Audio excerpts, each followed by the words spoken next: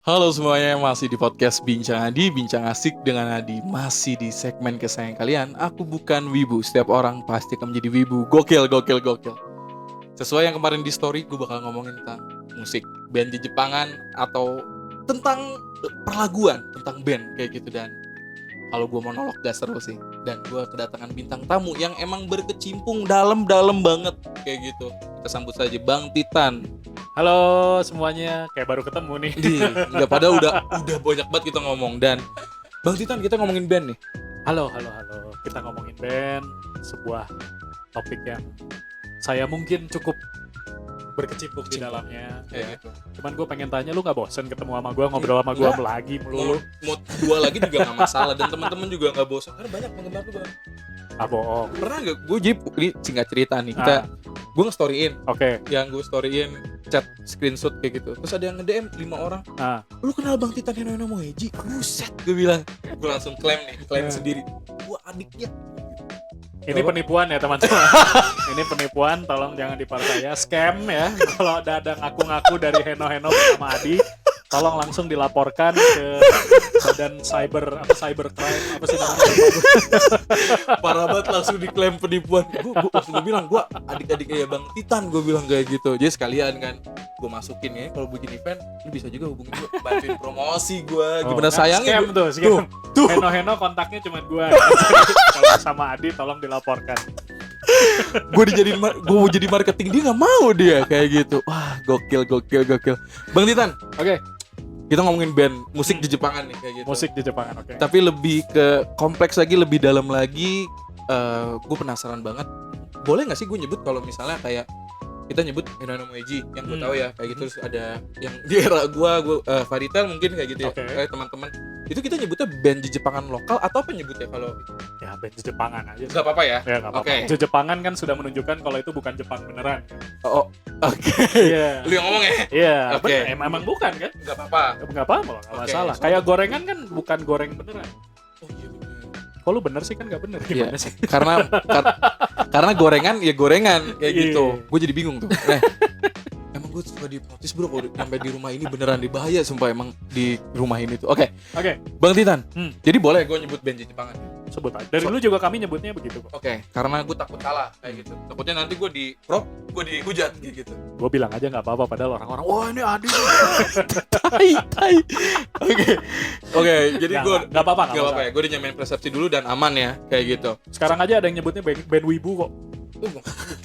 Nah itu gue baru tahu bahkan kayak gitu. Soalnya kan kalau yang kayak nge-cover yang gue tahu nyebutnya cover group. Iya bener kan kayak Ya, gitu. Nah, oke. apakah kalau yang band Jepangan ya nyebutnya kita band Jepangan atau apa gitu. Ternyata band Jepangan ya. Ya, Oke. band cover Jepang juga boleh. Oke. Biar enak lah ya. Asal jangan disebut band Jepang, nanti orang salah. Oh iya Pas bener. ditanya-tanya, mana nih nggak ada yang namanya Kaneshiro, nggak ada. Oh, oke. Band Jepang tapi namanya misalnya apa, Arif gitu kan. Jadi nggak apa-apa ya. Nggak apa-apa, nggak masalah. Oke bang, kita ngomongin musik nih Musik. kayak gitu. Musik Jepang Mhm. masuk pertama itu yang gue tahu ya, dipopulerkan oleh Mayumi Itsuwa dengan Kokoro no Tomo. Nah, Oke. kita ngomongin musik Jepang yang datang ke Indo. Menurut Bang Titan pada waktu itu atau yang Bang Titan ingat sekarang, seberapa impact sih gitu ke culture musik band di Jepang? Band Jepangan. Oke. Ya. Oke, kalau seberapa masuk sih jelas impact banget ya, namanya juga band Jepangan ya. Oke. Bawain lagu-lagu bernuansa Jepang atau Oke. lagu dari Jepang. Oke. Berarti emang ya itu impactnya gede banget Oke. kalau dari band Jepangan sendiri. Oke. Cuman kalau soal ke industri musik Indonesia mungkin 10 tahun yang lalu belum besar sih. Oh berarti belum begitu impact banget nih. Belum, at least yang kerasa. Oke. At least yang kerasa. Kalau sekarang udah lebih berkembang, bahkan lebih masuk ke industri musik pop atau mainstream di Indonesia itu udah lebih kerasa. Betul. Oke, gue paham sampai situ. Tapi kalau kita ngomongin ke persorangan, itu bener gak jadi pintu pembuka lagu-lagu J-pop ke Indonesia? Silakan. Kokoro no Tomo ini. Oh, kalau ini ya Kokoro no Tomo. Iya. Kalau Kokoro no Tomo sih malah gak terlalu sih katanya. Oh, tapi yang menurut Bang Titan waktu itu pas lu lahir apa yang benar-benar jadi oh ini loh J-pop tuh. Pas gua lahir sih gua belum ngerti musik. Oke, thank you, bener. Iya sih, gue salah juga pertanyaannya. Kayak gitu. Pas lu udah mengerti lah. Gue sih mungkin belum ngikutin musik Jepang bener-bener ya. Maksud sebenarnya gue udah suka permusikan Jepang dari kecil karena nonton anime dan kawan-kawan. Cuman kan gue belum masuk ke kayak komunitasnya, melihat di masyarakat seperti apa. Gue kan belum ya. Tapi kalau gue rasa yang gue lihat dari sharing pengalaman sama teman-teman yang suka-suka musik Jepang itu rata-rata paling umum adalah tentu aja Laruku. Itu pasti ya. Itu hampir selalu. Siapa yang tidak kenal dengan Lark and Seal? Iya. Paling nggak tahu lah, pasti tahu. Lark and Seal tuh pasti tahu. Bahkan gue juga tahu band Jepang pertama itu Laruku, tapi gue nggak tahu kalau itu band gitu, karena dia waktu itu ngisi soundtrack anime DNA 2 kalau nggak salah, yang Blurry Eyes. Itu lagu Laruku yang pertama yang gue denger. Betul. Gue nggak tahu itu bandnya apa, tapi pokoknya enak nih. Udah gitu aja. Belakangan pas gabung mulai ketemu orang-orang yang suka musik Jepang, baru tahu ini Lark and Seal, Laruku ya, atau kalau Jepang kepanjangan apa Laruku and Sheru kalau nggak salah. Gue baru tahu kalau itu. Laruku itu kan singkatan dari Laruku and Sheru. Lark and Seal kan nggak bisa orang Jepang kan nyebut Lark and Seal, nggak bisa. Betul. Oke. Jadi kalau kita ngomongin, mungkin ada juga yang dapat impact-nya dari Kokorokomo zaman dulu mungkin ya. Tapi ada juga kalau Bang Titan nih malah nemunya gongnya di Lark and Seal. Ya, tapi itu pun juga bukan kalau buat gue ya, buat gue pribadi sih belum benar-benar immerse ke band-band Jepang. Oke. Karena rata-rata yang gue denger itu lah kalau nggak lagu soundtrack anime, soundtrack game. Oke. Selanjutnya, dan Bang Titan sekarang kan jadi drummer lah. Jadi drummer. Tapi gue jadi selingan. Gue pengen nanya Bang, kenapa gue lupa, gue inget gue belum nanya. Dari sekian musik, kenapa lo pilih drum? Kenapa ya? Paling laki. Bener sih. Enggak. Atau ada jawaban lain? Kebetulan aja sih sebenarnya. Jadi gue dari dulu tuh emang senang dengerin lagu, cuman gue nggak pernah belajar alat musik. Bahkan dulu kalau lu mau tahu pas SMA pelajaran musik gue jelek loh, 6 pas-pasan. Buset. Seriusan. Wow. Karena kan ketika di sekolah itu yang diajarin teori, lebih ke teori, prakteknya tuh paling nyanyi. Iya, nyanyi kan suara gue jelek nih. Jelek. Itu dijelek-jelekin. Padahal dia punya suara yang lain, nanti kita bahas. Seperti itu. Seperti itu. Kebetulan waktu itu gue inget banget sekitar tahun 2001 atau 2002, temen deket gue itu beli drum. Drum di rumahnya, ada studio, ngajak main ke rumahnya kan, dia pamer lah gitu. Lihat nih gue baru beli ini gitu. Ajarin dong. Bermula dari situ tuh, wah asik juga nih. Asik, nada-nadanya kan gue gak perlu belajar. Walaupun ternyata belakang ada juga notnya kan. Betul. Setelah mempelajari dengan lebih serius, lebih dalam lah ya. Cuman kan sekarang pada waktu itu cuman taunya ya dipukul-pukul aja kan. Ternyata asik, pelajari terus, ya udah deh sampai sekarang keterusan. Nah, masuk ke pertanyaan ini, jadi itu bridging. Harusnya nggak usah dibilang ya. Nggak usah dibilang. Tapi karena jembatannya runtuh. Gue pengen nyombong aja, kalau gue sekarang udah keren banget. Kayak gitu, udah lebih mengerti. Adi emang keren banget. Keren. Bacot. Gue mau kalau dipuji malah kesel gue. Tapi tangannya gitu. Nah, tadi kan berarti lu udah nyemplung nih ya. Lu karena udah ya ngerti musik lah kayak gitu. Ngerti musik, lu juga yang ngajarin gue juga kayak gitu kan, tentang audio dan sebagainya. Nah, emang kalau gue boleh nanya Bang, dengan lu yang berkecimpung main band ini kayak gitu, emang ada ciri khas musik Jepang itu emang bisa kelihatan ya? Misalnya kayak kita ngomongin ciri khas tentang band di Jepang tuh emang ada khasnya atau gimana Bang, musik Jepang tuh? Musik Jepang ada banget. Salah satu yang lu tahu yang mungkin bisa di-share? Kadang itu musik Jepang tuh bahkan bisa dibilang sampai jadi genre sendiri. Wow. Jadi genre sendiri. Oke. Jadi yang paling gampang itu yang mungkin kalau orang-orang, kalau gue misalnya ngomong kayak progresi chord gitu, mungkin kalau yang nggak ngerti musik bingung kan? Bingung. Tapi kalau yang gampang, ini aja. Di musik negara lain, lu bakal susah nemuin lagu yang vokalnya imut-imut, lagunya imut-imut, di tengah ada gitar metal yang gitu. Cuman di Jepang. Wow, itu analogi paling simpelnya yang ini. Analogi paling simpel. Jadi musik Jepang itu mereka benar-benar bebas mau ngapain aja. Tapi pasti ada pasarnya gitu. Wow. Itu mereka kayak nggak ragu, mungkin juga tercermin di kayak fashion Harajuku. Itu kan Harajuku kan mereka udah aja pasang segala macam yang mereka mau kan. Sama di musiknya juga gitu. Apapun pasang, mau ini genrenya pop dikasih solo gitar metal atau ini dicampur-campur, seenak jidat aja udah. Wow. Tapi tetap aja ada yang suka. Berarti sebebas itu dan semenarik itu ya si musik Jepang ini. Nah, Oke. Nah, lantas dengan lu yang masuk di apa ya, di dunia musik Jepangan ini, ada nggak sih pengaruhnya Bang dari ciri khas Jepang itu, mungkin yang lu sandur atau apa? Pasti ada sih, Oke. ada. Beberapa lagu gue juga kerasa ada unsur Jepangnya, walaupun tidak absolut musik Jepang seperti itu ya, karena juga ada musik-musik Jepang yang bahkan nuansa lu kira ini musik Barat, itu juga ada. Cuman pasti ada dari mungkin struktur lagu ya, mungkin kalau ngomongin itu. Kayak yang paling gampang ini, anisong kan ada stereotipnya. Betul. Stereotipnya pertama tuh pasti entah misalnya vokal sendiri, terus kemudian masuk intronya kan, ada solo gitarnya, terus pas masuk vokal drumming cuman duk, pasti selalu kayak gitu kan, rata-rata. Oke. Kayak gitu-gitu. Itu ada beberapa yang, bahkan ada salah satu lagu Heno judulnya Haruskah, itu emang bukan terinfluence lagi, emang sengaja gue bikin seperti itu, karena waktu itu emang lagu itu dibikin untuk satu keperluan yang mengharuskan gue bikin seperti itu. Gitu. Cuman kalau lagu-lagu Heno yang sekarang itu mungkin lebih tidak terlalu Jepang banget bahkan. Statement ini kenapa bisa bilang gak terlalu Jepang banget? Sebenarnya itu sebenarnya juga bingung ya, karena definisi musik Jepang itu apa kan susah. Sebenarnya mereka juga beragam banget. Betul. Ada yang emang kayak anisong, ada yang seperti band Barat, atau bahkan ada yang etnik banget kayak gitu. Itu kan ya susah mendefinisikannya. Gitu kan. Cuman mungkin kalau mau gampang, mungkin lagu-lagu gue sekarang udah agak less anisong.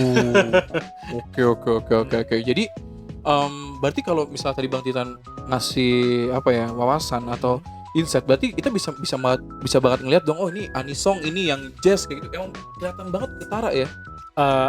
Sebagai musik Jepang. Sebagai musiknya iya. Kalau untuk anisong jelas kentara banget. Oh gitu. Kalau anisong rata-rata kan ya itu tadi yang seperti gue bilang, kayak ada template-nya lah. Iya. Ada yang rata-rata sebagian besar kayak gitu, tapi walaupun banyak juga yang enggak. Iya, enggak kelihatan gitu. Oke. Nah, terus gue sebagai suka nih musik balad. Musik balad, musik patah hati pasti. Patah hati dong pastinya kayak gitu. Dan emang gue nggak tahu sih Bang, mungkin gue nggak begitu berkecimpung banget, tapi dengan ini gila nih bandnya, bahkan bisa sampai kita sebagai penggemar di Jepang kan, kita bisa ngeliat, wah ini bandnya maksudnya kayak kita musik Jepang, ini band yang suka ngeluarin musik anime banget nih, musik os anime kayak gitu. Wah ini balad banget, bisa kelihatan gitu ternyata ya. Bisa. Dan bahkan kalau lu perhatiin, kadang ada beberapa band yang ketika mereka ngeluarin lagu untuk soundtrack anime sama lagu yang mereka sendiri, itu beda banget. Contoh paling gampang, tahu Man with a Mission nggak? Iya, betul. Itu kalau lu perhatiin lagu mereka yang bukan anisong sama yang lagu anisong itu beda banget. Kayak dua band yang hampir jadi dua band yang berbeda. Oke. Itu yang tadi Bang yang sebut tuh, dia featuring sama Aimir kemarin tuh. Iya, bener nggak sih? Aimir, yang gua lupa. Itu yang soundtrack Milet. Oh, Milet juga. Milet. Kalau sama Aimir gue nggak ingat, ada nggak ya? Nggak ada. Milet maksud gue. Milet. Ya bener ya? Ya, kalau Milet ya. Oke. Iya bener kan itu kan? Lu cobain dengerin lagu-lagu mereka yang buat anisong sama lagu-lagu yang non anisongnya gitu. Itu beda banget. Walaupun tetap ada ciri khasnya mereka, tapi beda banget. Oke. Bener-bener menarik banget. Terus juga kita, kenapa gue bisa ngeluarin statement gitu teman-teman, walaupun gue sebagai orang awam bener-bener bisa lihat Bang yang Bang Titan bilang, oh ini gila, ini R&B kayak gitu, ini jazz kayak gitu. Jadi kita bisa ngelihat gitu loh. Berarti emang apakah musik Jepang nih, pembuatnya nih sepowerful itu, dia bener-bener emang ada khasnya banget. Tadi kita balik lagi ke pertanyaan sana. Ya itu tadi itu. Ada bahkan nggak cuma dari sekedar kayak nada atau struktur lagu, bahkan dari suara sound yang dipilih, nuansanya. Benar. Lu paling gampang kalau merhatiin lagu pop Jepang sama lagu pop Barat, itu ada dua hal menarik yang bisa lu bedain ya. Walaupun ini nggak absolut ya. Kalau pop Barat itu terdengarnya lebih simpel, lebih sedikit bunyinya. Lu perhatiin aja, misalnya lu dengerin lagu siapa gitu, lu dengerin aja, lu hitung ada berapa instrumen di situ gitu. Itu biasanya kalau lagu pop Barat itu lebih simpel, lebih istilahnya lebih warm itunya, nuansanya. Tapi ketika lu dengerin pop Jepang itu biasanya heboh banget, ada orkestra, ada instrumen Iya, ada ini. bahkan dimasukin juga kayak dia masih, gue baca di internet teman-teman, bahkan pemain-pemain musik band Jepang ini baik solois atau apa, dia masih masukkan instrumen kayak alat tradisional Jepang juga masih Kadang kenceng banget, ada kayak juga, gitu. ya. Wah, gokil sih. Sedangkan kalau pop barat itu kayak misalnya pemilihan chordnya pun Iya. lebih simpel biasanya, lebih sedikit. Sedangkan kalau Jepang, kalau bisa gue masukin semua chord di muka bumi ini gue masukin gitu mungkin. Waduh. Oke. Terus Bang, kita tadi kan kita ngomongin apa ya, musiknya nih kayak gitu. Bahkan kita udah nyinggung genrenya dan sebagainya. Terus juga tadi disebut nama band Jepangan ya. Nah, gue jadi penasaran bahwa gue sebagai orang awam, bisa nggak sih gue boleh tahu bedanya band Jepang dengan band umum kayak gitu? Ini di dalam apa nih? Band Jepang atau band Jepangan? Oke. Kalau misal gue boleh spesifik kayak band Jepangan sama dengan Oke. band umum kayak gitu. Gampang. Kalau band umum nggak bawain lagu Jepang, band Jepangan bawain lagu Jepang. Thank you. Yes, benar. Salah lagi gue. Sebenarnya bedanya itu doang. Itu kan? doang, iya Itu benar-benar. Tapi kalau misalnya kita boleh nyelam lagi, ada nggak pertanyaan perbedaan yang benar-benar lebih signifikan? Ada. Kalau misalnya band umum pun bawain lagu Jepang, itu biasanya lagu yang sangat-sangat mainstream banget. Wano Kero, Haruku. Kalaupun anisong itu lagu-lagu ya Haruka Kanata, Flow Go kan, yang udah apa? Umum banget lah. Ya, Gitu. yang orang pasti tahu nih. Ya, sedangkan kalau band Jepangan Iya. itu biasa ada juga yang bawain, cuman banyak yang terus pengen lebih seneng explore karena mereka lebih banyak dengerin lagu Jepang macam-macam. Macem-macem. Jadi Ya.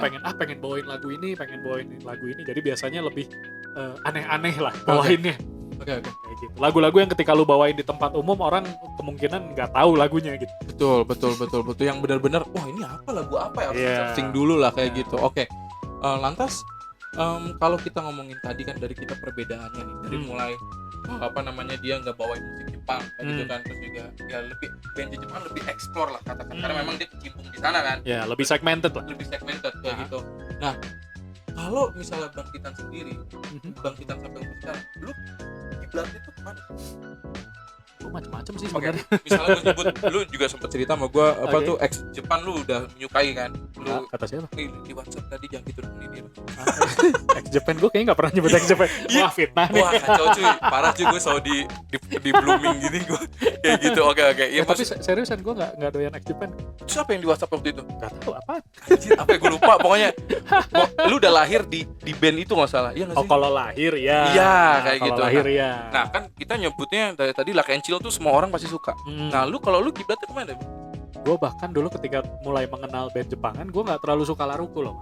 Ya lu bahkan lu udah bilang waktu kita kenal lama gak suka Laruku, gue udah nanya juga kenapanya.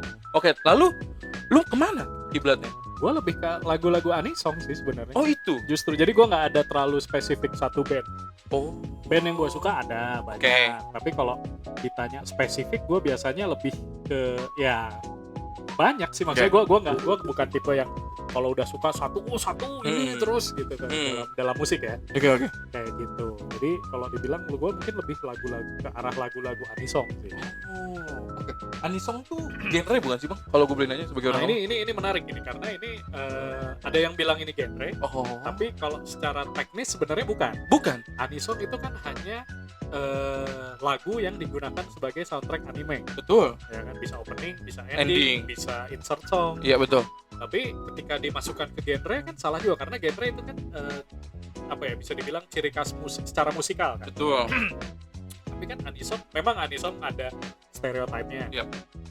Tapi banyak juga anisong yang tidak seperti itu gitu kan. Jadi kalau dibilang genre bingung juga gitu, yang jazz ada, R&B ada, Betul. rock ada, metal ada gitu. Kan bukan genre. Oke. Tapi kadang di beberapa website atau misalnya di website ini lagu ada tuh tag-nya jadi tag genre Iya. Oke. kayak gitu. Jadi gak bisa kita nyebut ini genre juga ya? Gak salah juga sih sebenarnya. Oh bahkan lu bilang gak salah juga. Karena ya perubahan makna. Makna. Karena orang-orang banyak pakai nganggap itu sebagai genre, ya lama-lama jadi genre gitu. Walaupun secara teknis sebenarnya enggak. Oke. Nah, gue jadi penasaran kalau ngomongin persona diri Bang Titan. Oh, bukan. Bukan. Itu episode yang sebelumnya. Oh, episode sebelumnya. Sorry. Ini Udah beda. lewat ya. Udah Aku lewat. sih syuting sehari. Soalnya sibuk beliau, gue padet banget sama beliau nih kayak gitu. Oke. Terus kita ngomongin persona Bang Titan. Persona, Oke, lu kan bilang lahir di ex Jepang. kayak gitu ya, pokoknya Sekitaran lah. sekitaran situ. Oke. Lu bilang lu tidak apa ya? Berarti oke, sebelum ke sana, berarti lu kurang setuju kalau kiblat band Jepangan di Indo, itu udah cancel. Setuju gak? Kalau gue itu cukup setuju. Oh, cukup setuju. Cukup setuju karena Laruku itu bagaimanapun itu band Jepang yang bahkan bukan wibu pun tahu. Itu jelas. Ingat kan ketika Laruku konser di sini pertama kali, Yap. sold out, habis tiketnya. Lu teman-teman, gua nggak nonton, tapi teman-teman gua yang nonton itu mereka udah bisa melihat berbagai seleb-seleb atau figur-figur yang selama ini nggak suka Jepangan, tapi dia datang nonton Laruku. Yap. Dan Laruku ini memang disukai oleh hampir seluruh dunia lah, kayak gitu ya, maksudnya. Orang-orang yang nggak suka Jepangan emang benar suka Laruku. Nah, tadi Bang Titan tapi tidak secara personal tidak begitu suka Laruku lah, kayak gitu tadi kan bilang kayak gitu. Nah, kalau gue boleh nanya, lu genrenya sebenarnya sukanya apa, Bang? Macam-macam juga sih. Yang paling lu suka kalau misalnya teman-teman pendengar Bang Titan yang namanya apa ya, siapa tuh kan ada yang pengen denger juga genre. Oke. Paling kalau gue suka dalam artian gue seneng dengerin itu rock gue suka, metal gue suka, pop suka, R&B suka, funk suka, EDM suka, banyak tuh. Banyak banget. Balad yang gue suka. Lu suka balad bisa-bisa aja. Sebenarnya yang penting asal lagunya gue suka ya fine aja. Asik-asik aja. Progresif gue dengerin, avant-garde gue dengerin. Kadang reggae juga nyelip. Dangdut kalau ada yang enak gue dengerin juga. Iya. Berarti lu banyak lah yang lu suka genrenya kayak gitu. Nah, terus kalau Bang Titan dibentuk, tadi kan lu udah nyebutin genre yang lu suka nih banyak nih, kayak gitu. Lu dibentuk sampai sekarang main drum, berkecimpung di main punya band kayak gitu. Lu dibentuk referensinya apa? Misalkan lu menyebutnya Anisong. Tapi kan Anisong apa yang paling membekas yang lu sampai sekarang tuh membentuk Bang Titan? Yang membentuk gue ya. Sebenarnya bahkan kalau ngomongin permainan musik ya, permainan drum gue malah nggak terlalu banyak dari band Jepang sih gue. Malah nggak terlalu banyak band Jepang banget. Gue itu pertama dulu gue main drum itu besar dengerin ngulik Halloween, Nightwish, band metal Eropa, kayak gitu-gitu. Band-band luar negeri deh. Oh nyangkut, harus minum dulu.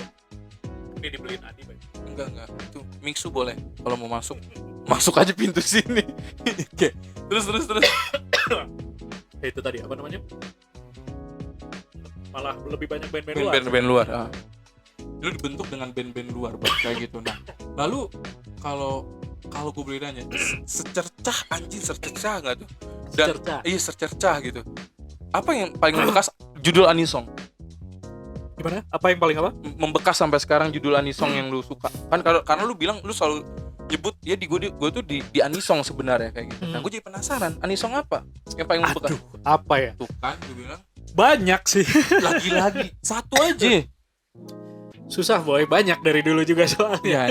Ini pertanyaan dari podcaster yang mantep nih Bang, kayak gitu. Jadi siapa? Oh, lu maksudnya. Iya, thank you. Belum janjian sih tadi. Iya, jadi nggak briefing dulu. 1, 2 deh, kalau boleh deh. Apa ini jadi Anisong favorit of all time iya, gitu, yang emang lu dibentuk lu sampai sekarang lah pas waktu itu. Apa ya? Gue bingung sih karena gue termasuk yang bisa dibilang update. Jadi gue tiap ada Anisong baru gue ngikutin.